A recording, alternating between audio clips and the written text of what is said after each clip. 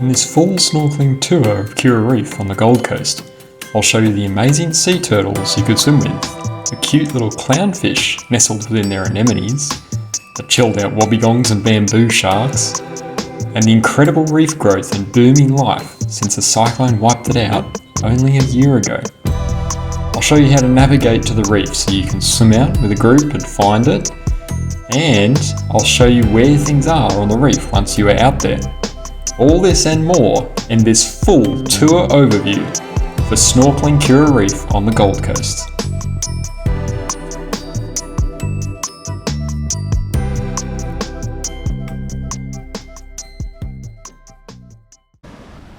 Alright, so we're here at Kirra, here with a group of people, so it's going to be a good swim out. Conditions are looking great. We're going to try and swim out there now, so I'll give you some ideas on how to find the reef, but I'll do that when I get out there first, and that way I can be absolutely sure to show you which reference points to use. Alright, I'll see you in there. So first thing you need to do is swim past the waves. Now ideally you pick a day when there aren't big waves, so this was a very small day, 1 to 2 foot waves. They look bigger on camera, but they were really quite gentle. So just got to swim past the waves first, and what you want to do is try and head out towards the reef and get your bearing right. So I'll keep showing you the map along the way and you can refer to that later in the video, but for the moment you just got to enjoy the waves while they come too. I've got slow-mo on my camera, so I couldn't resist taking some of these. This is one of the divers I went with the boogie board. They just use that as a nice flotation device to swim out with. You can see the visibility was incredible today, how clear the water is. And this is important for Kirra Reef because you're going to be snorkeling about at least 4 meters to 6 and even 8 meters above the reef. And if you can't see the reef from there, if you don't have 6 to 8 meters viz, well, it's just not going to be much fun. It's going to be murky. So you'll see some bait fish. Those were gar, I think, on my way out. And here, I'm well past the waves now and starting to make the way out. So you can see I actually drifted a little bit off my marker, but this Lord Street, there's 2 buildings. I'm going to show you later in the video how to identify those buildings, and they're my reference points, and that's how I get my way out to Kirra Reef and keep a straight path. That's the key. So here we've got, this was actually a bunch of seaweed sort of drifting along the sea floor on the way to the reef, and it was close to the reef but not quite there yet.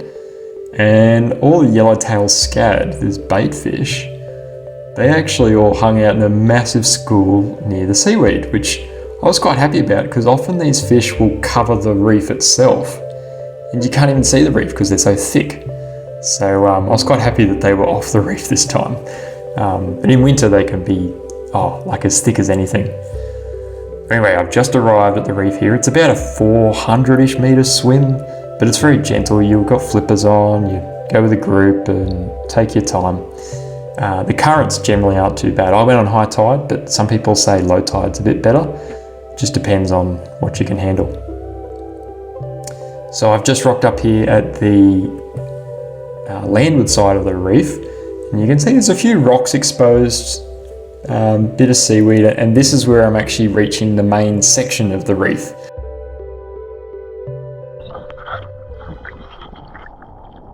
Well, made it here to the reef, and just to give you an idea of location, so I'll just give you a bit of a camera shot. Okay, so I've frozen it here just to give you an idea of markers. See these 2 buildings, and there's a little pine tree in between. I try to keep those 2 buildings straight on, and what that means is that I'm not seeing the side of the buildings. Like, see this building here, you've got the balconies on the side. It's like a different perspective. I want to keep the buildings straight on. Now other people have different markers. One of the guys I went with, he had other markers he used. I mean, you could use parts of this headland here, but I find the buildings best. Alright, saw some little clownfish down there near Anemones. These are, I think, one of the highlights of the reef. I wanted to go down and show you. Okay, what I did is I actually dove down and set my little tripod camera thing up to see these clownfish. So I didn't actually hold my breath for this long, but you can see on the map, this is where I found them. Clownfish and the anemones that they live in are all over the reef when it's recovered well. So you don't have to find a particular spot. Now while this is playing, I want to talk about a few different things. So while you're enjoying those wonderful, cute little clownfish, tides, like I said, it doesn't matter too much for tides at Kirra Reef. You could go high tide or low tide. High tide I prefer just because if there's a bit of swell, which there was a little bit today for this day, you get more surge. And when it's a higher tide, it's less of effect when you dive down. Swell and wind is mostly okay if it's below maybe 2 foot or 1 foot even. But anything that's northerly, if you've got northerly swell or northerly winds, it is not great. Calm swell, calm winds, you'll have a great day out there. And don't go out if there's been like downpours of rain for a week on end. You might need to wait, a week for ocean conditions to recover.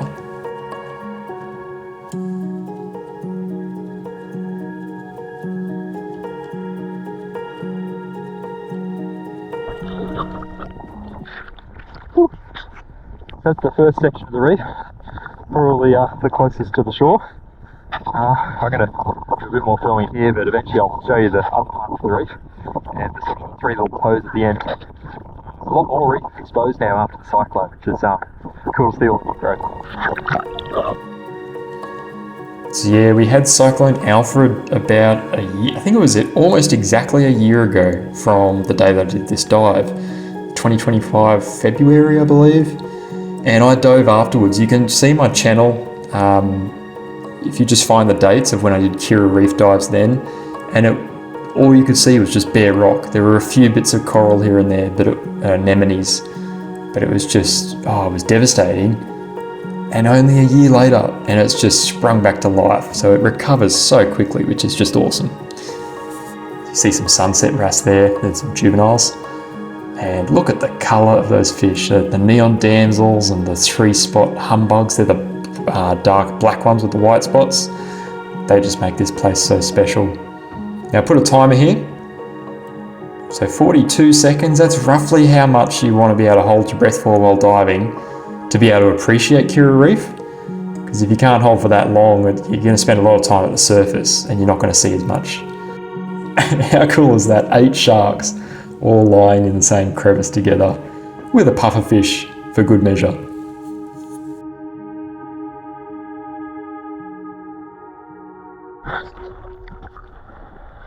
So a little bit further to the south side of the reef now, still shoreward.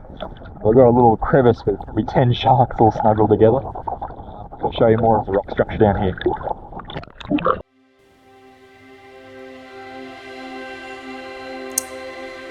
Now, again, a lot of the reef looks the same from the surface. It's going to look kind of green and almost a bit dull.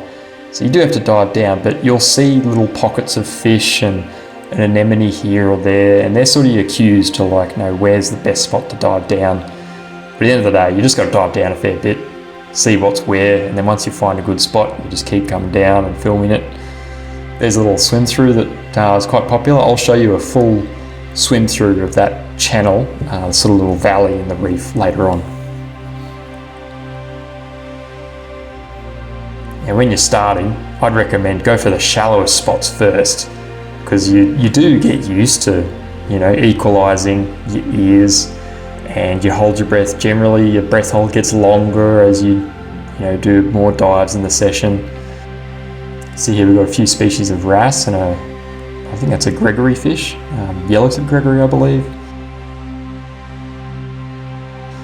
And a little cute yellow boxfish. They're one of my favourites. It was just off to the right. And there we've got what I think is a long-fin rock cod or a wire net. They're very similar, those species.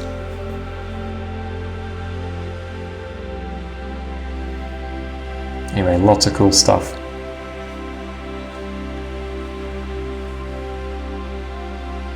And you can see here all the neon damsels. See the little blue specks in the water down there? You see lots of them. Dive down and have a look because they are just so spectacular to swim with and just so bright. It's incredible. It's almost like they glow when the sun hits them because they just shine so well. So down I go. You can see you're going to be doing a lot of these dives at Kirra. Look how spectacular those neon damsels are. Now there's sort of like two major clumps of rock on Kirra Reef. This is sort of in between the two of them on the seaward side. And then here we've got an old white fish, quite a few of them. They're actually more common in Sydney. I do a bit of snorkeling in Sydney and I see heaps of them down there. I rarely see them on the Gold Coast, so that was cool to see.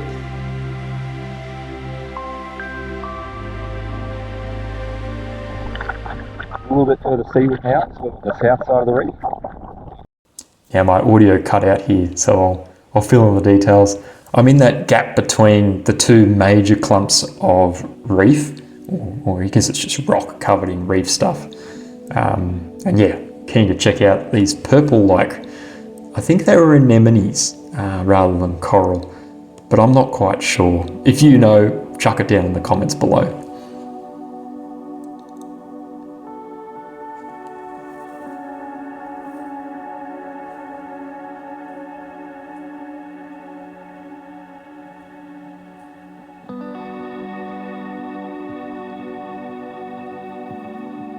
See there, that looks like a soft coral. The purple stuff, I really don't know, but it's quite beautiful down there.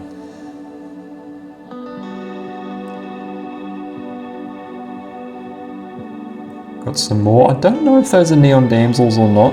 They might be a little bit different to the standard ones. There we've got a scaly fin fish, I believe. They're quite territorial and will look after their nest. Now I slowed the footage down here because I actually don't know what this fish is, but it's the first time I'd seen it. It's probably some type of maybe coral trout or rock cod, I don't know. If you know what it is, put it in the comments below.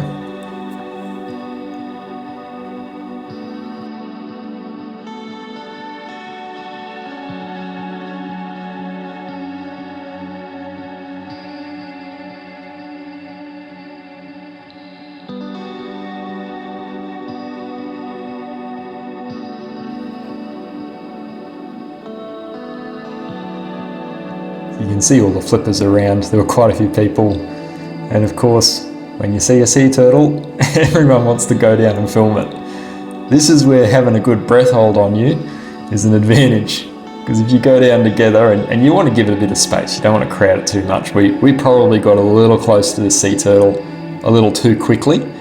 If you take your time, then they adjust to you and they're quite cruisy. But yeah, you can see all the GoPros trying to get footage. So I was in a good state with my breath hold, so I could stay down for quite some time. It meant I could get this close-up footage. And I'd say, actually, I think every single time I've been to Kirra Reef, I've seen a sea turtle. Not always this species, but the green sea turtles for sure. It's very common to see them there. So this is one of the guys I actually dove out with and sort of paddled out with. We actually caught up with a Facebook group called Friends of Kirra Reef. That's a great place to find other people to swim out with, because you don't really want to go out here by yourself. It's good to go with people.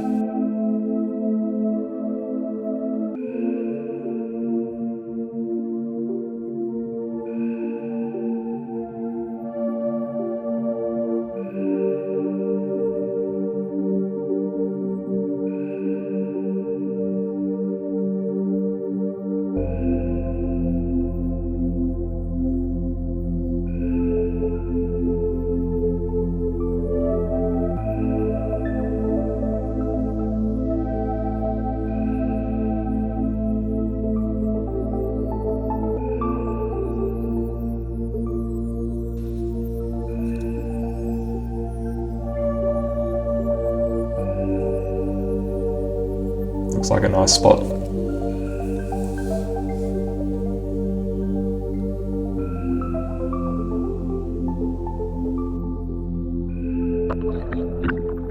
very cool. You often see turtles at Kirra Reef. That was a hawksbill, I think. I don't think it was a normal green sea turtle type, so very special to see that.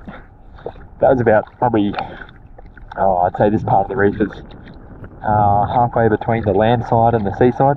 So I'm still working my way out the back. Yeah, so hawksbill turtles are much more rare than the normal green sea turtle that we see a lot on the Gold Coast. They're a bit smaller, I think, and the key telltale signs is that the shell is more serrated around the edges, and there's actually like a pattern on their forehead which is a bit different, and of course their beak is more pointed, sort of like a hawk's beak.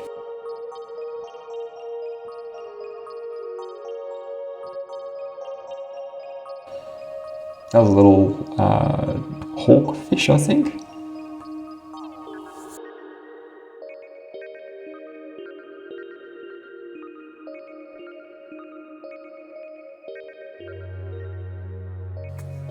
So you can see how when you dive down deeper, so much of the colour pops out when you go down and actually see it up close. It's when you've got more distance between it. I think it's because the water filters out a lot of the colours that you want to see. So it's important to get down close to the reef.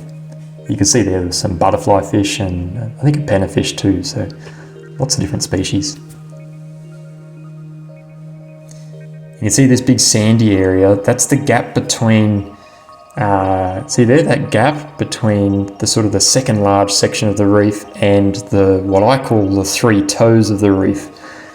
Now these toes, here we go, another cute little yellow boxfish. These toes tend to have more pufferfish around them.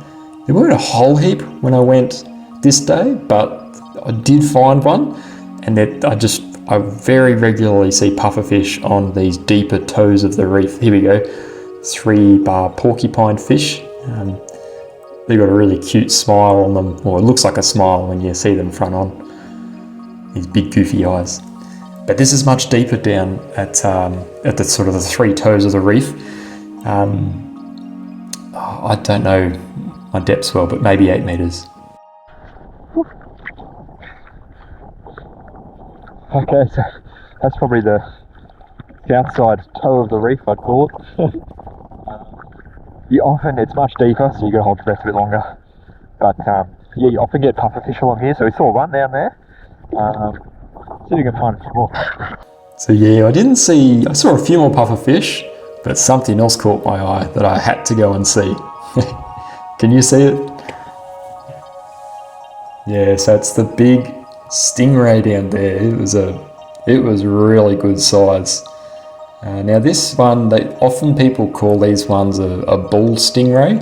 There's actually a whole bunch of different species that look like this big dark, stingray with the similar shape, but I think this one's a type of blotched fantail ray, something like that. I actually had one of the other snorkelers sent me their footage, and they happened to get me filming the stingray, so I've synchronized the footage here. So thanks to Jess for that footage. That was really nice to see. So you can see me down there filming it, and this stingray actually came towards me. I chickened out, went to the surface. But yeah, stingrays, if you're not swimming above them, or you're not, right in their face, really annoying them, they're actually very graceful, calm creatures. I've just fast forwarded this footage so you can see me traveling between the second toe to the third toe of the reef, which is this one here. There's probably 4 or 5, or depending on how much sand there is, but I like to think there's roughly 3. So I'm diving down to the third toe of the reef to have a look, and you can see that rich black fern-like, I don't know what it is, like an algae maybe, or it's just spectacular. I love the contrast. And got more neon damsels, and there's this blue, I think it's a demoiselle fish with a yellow fin on it. They were quite spectacular too. And this one here, you wouldn't believe what it grows into. I've slowed it down so you can see it. It's actually a juvenile sweetlips fish. Now, if you know sweetlips, they're not the prettiest fish in the world. They're sort of these big blubber lip, almost brim-like looking things. They can grow to like 40, 60 centimeters. This is the juvenile form of a giant sweetlips. And they're beautiful when they're juveniles. And then when they grow up, they kind of become dull and brown or silver. So still cool fish, but incredible. What an incredible little fish. Like a little ribbon. I wonder if it's a juvenile sweetlips. They can sometimes look spectacular when they're younger, but I'll show you the species when I get back and look it up in the book or online. Incredible big smooth stingray too. Anyway, I'll keep swimming and show you what's around. So yeah, the stingray, I don't think it was a smooth stingray. I think it was a blotched fantail ray. In Sydney, you get lots of smooth stingray, which have a very similar look. Now this one, someone on Facebook told me it's a sea hare. I've seen these before, but it was a bit smaller. I'd never seen one swim before. So I was actually off the reef a bit, and I just thought it was pretty cool to film. Yeah, usually you'll see these actually on rocks and things, but occasionally they get up and go. What a cool way of swimming.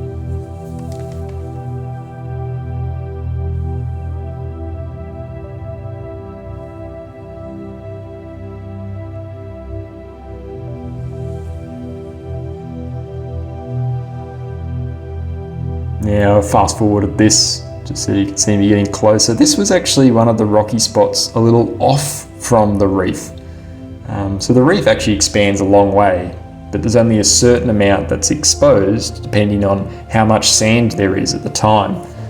So you can see you've got a little triggerfish in the distance, and I think these fish here are also juvenile sweetlips, but I'm not sure. Let me know in the comments if you know what they are. So just to give you an idea how deep it is, it's yeah, the further seaward you go, off the main blocks of the reef, you do have to dive down quite deep. Alright, I've gone all the way around the outside. Now I'm on the north side of the reef, at the tip, the seaward side. And I work my way back around, so you'll see the other types of structures as I come back in. Seen a lot of new things today. Pretty happy. That little sea slug, or I think it was a sea slug or flatworm, that was incredible. Sea hare. So I think it's a type of sea slug, but they call it a sea hare. So this is sort of tracing my steps over the third toe of the reef, and now I'm moving back into that one of the two major sections of Kirra Reef, sort of two big lumps. You can see I'm on this edge here, and there was a pretty cool cave which caught my eye, and I just had to dive down to see what was under there.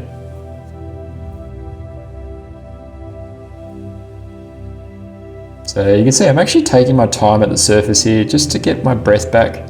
You don't want to rush between dives too much, because if you just dive again and again without taking the time to get your breath back properly, you can actually put yourself in risk of shallow water blackout, which is a big no-no, so you do want to take your time. So there was a little red morwong there, but what really caught my eye was this, what I think is called a keyhole angelfish. They're just a beautiful black colour with that bright white spot. And if you look closely, there's actually what I think is a hawkfish. It's sort of vertically sitting there too, very well camouflaged. Now for the cave. Have a look at that. There's a I think it's a pennant bannerfish, but the two ones here, the pair of them, they're Moorish idols.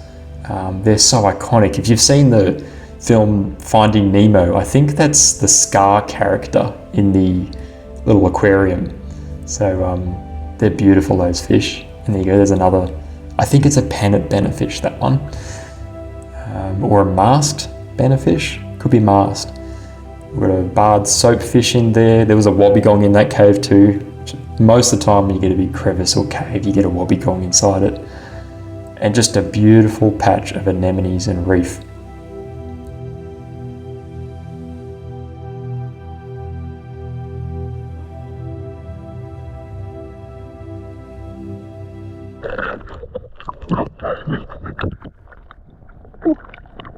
Incredible little cave for the wobbegong. and those bannerfish are pretty spectacular.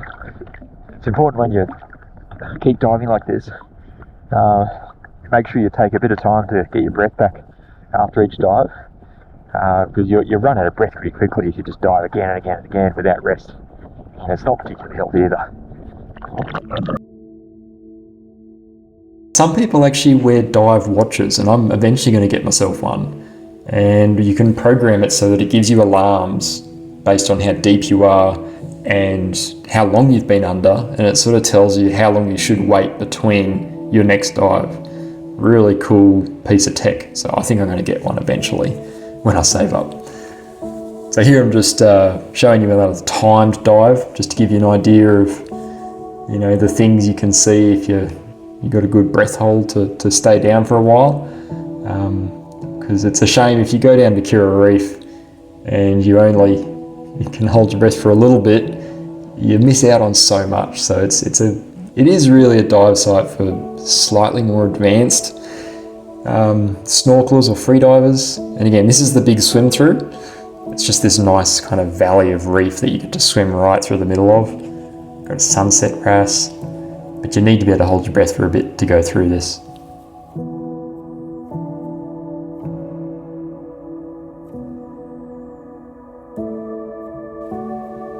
Yeah, it's something just so peaceful. Little clownfish swimming through these little valleys, and there's just reef and colours and fish all around you. It's incredible.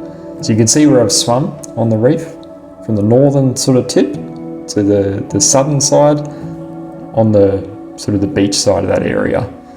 That's where that swim through is. So I've done the full tour of the reef, and you know, once you've gone around the whole reef, you just want to stay there forever, or as long as you still got a bit of breath left in you. So I thought I'd go film the turtle a bit. No one was filming the turtle at this point, so that was nice because I could just go nice and easy and film it calmly, and it was quite comfortable around me.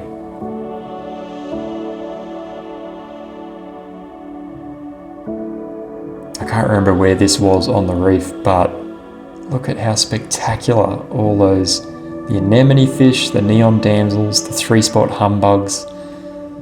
Oh, there's even some others in there too. I just love the anemones at Kirra Reef. So those 3-spot humbugs, I think they are actually tolerant of anemones too, like the clownfish, because a lot of fish can't go near the anemones because of the stingers.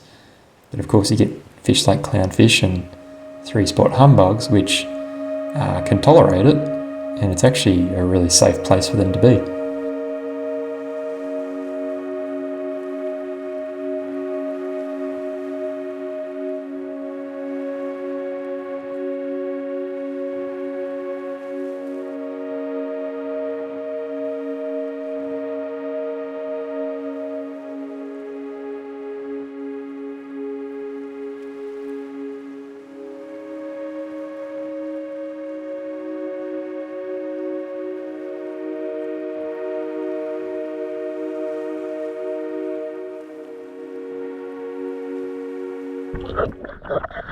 Oh, I'll tell you what, I love those little clownfish.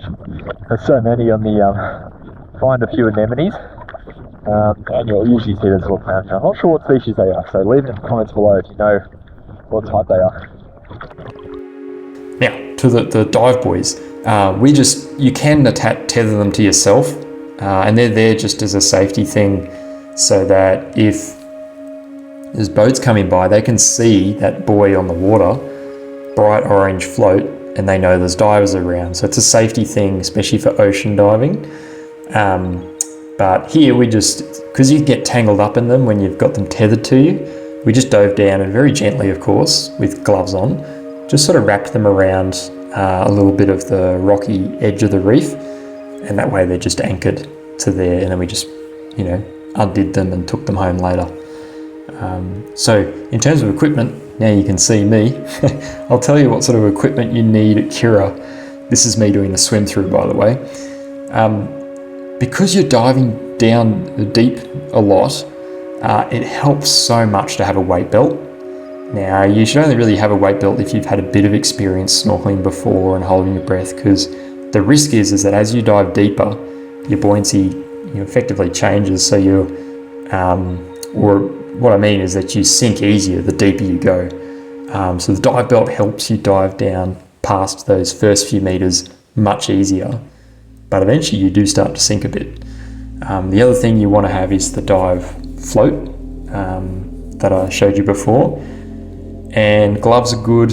I'd also recommend a knife, and the reason why a knife is a good idea is not to kill anything, but if you get tangled up in a dive rope or in any snorkeling trip, get tangled up in fishing line while you're underwater, that could, you may not be able to get untangled. So you got your knife with you. While you're holding your breath, you pull it out and you cut yourself loose. It's a really good safety thing to have. So I'm on my way back now. It's always sad to swim back after such a nice day at the reef. Reality starts to hit again, but you just want to dive down and capture every little moment of fish possible before you get back to shore. So this was that seaweed section just in front of the reef with all those scad. And now we're starting to see just some of the clear open water, and coming back towards, there you go, see those buildings lined up. So I was fairly well on track here to get back. And yeah, there's just so many just spectacular sand dunes that you see from the waves that are happening and the currents. It's just beautiful.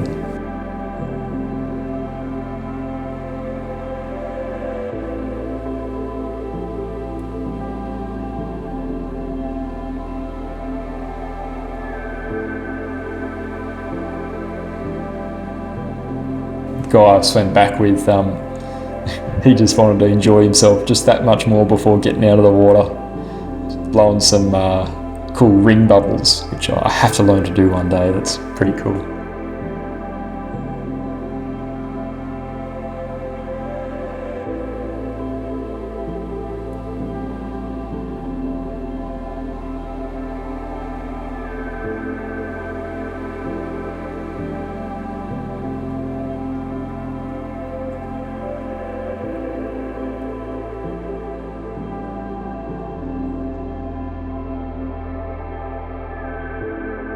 There's a little dartfish getting into the shallows. I'm just stalling for time here. I just don't want to get out of the water. I've had so much fun. Okay, what a day. Kirra was fantastic this morning. Well over 10 meters visibility. You could see every part of the reef from the top. When the clouds came over, it was a little bit, you couldn't see as much color from the top, but once you dive down, you actually see all the color anyway. So yeah, fantastic dive spot. This is one where I'd recommend you do go with people. It's just a bit spooky if you go by yourself. And if you have, people around you, if you do happen to shallow water blackout, which I hope you never do, I've never have, people can at least save you. So good to go out with experienced people. And again, to get to the reef, my markers, I generally, I'll show you here. There's this building here and this building here, and there's a tree in the middle. I find if I keep that tree sort of in the middle of the two buildings and me lined up with that, but if anything, probably a little bit further this way when I head out. So if I sort of come around this way a little bit and I line myself up and it just heads straight out from there and keep the edges of those buildings fairly straight, that pretty much gets me out there. And then you might need to course correct a bit when you get out there, but because it's after the cyclone last year, it's exposed more reef. It's easier to find it because there's more rock and seaweed and stuff. So yeah, go with some people. If it's your first time, go with people that have done it before.